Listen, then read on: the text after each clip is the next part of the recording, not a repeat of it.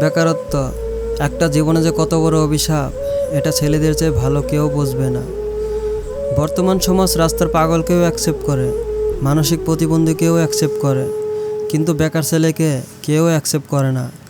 একটা বেকার ছেলের কমফোর্ট জোন বলতে কোনো শব্দ নেই। একই বাবার দুইটা ছেলে, একটি ছেলে ইনকাম করে, আরেকটা ছেলে ইনকাম করে না।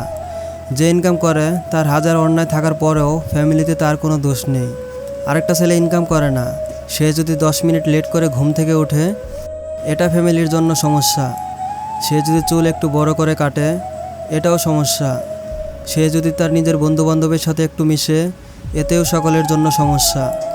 বর্তমান বেকারদের সাথে তার ফ্যামিলি, তার সমাজ এমনভাবে ব্যবহার করে যেন বেকাররা মানুষই না, একেবারে জীবজন্তুর মতো। জীবনে এখন পর্যন্ত কিছু করতে পারিনি। বেকারত্বের অভিশাপ আমার ঘাড়ের ওপর এখনও পড়ে আছে। কিভাবে কি করব কিছুই বুঝতেছি না। তাদেরকে আমি বলবো, প্রিয় ভাই, তোমাকে শিক্ষা গ্রহণ করা উচিত।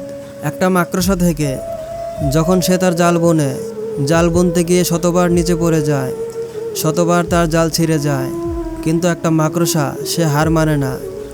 সে তার নিজের চেষ্টা চালিয়ে যায়, সে তার নিজের লক্ষ্যে পৌঁছানো পর্যন্ত সে চেষ্টা করতে থাকে।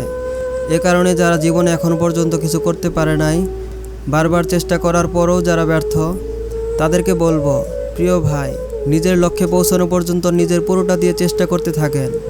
যতক্ষণ না পর্যন্ত আপনার জীবনে সফলতা আসবে ততক্ষণ পর্যন্ত হার মানা যাবে না, কখনোই নিজের হাল ছেড়ে দেওয়া যাবে না। প্রিয় ভাই, আর কতদিন মৃত মানুষের মতো পড়ে থাকবে? এবার একটু ঘুরে দাঁড়াও। সারাটা জীবন যারা তোমাকে বলতো যে তোমাকে দিয়ে কিচ্ছু হবে না, তাদের সামনে গিয়ে গলাটা উঁচু করে বলে দাও, একদিন আমি পুরো সিস্টেমটাকে চেঞ্জ করে দেব, ইনশাআল্লাহ।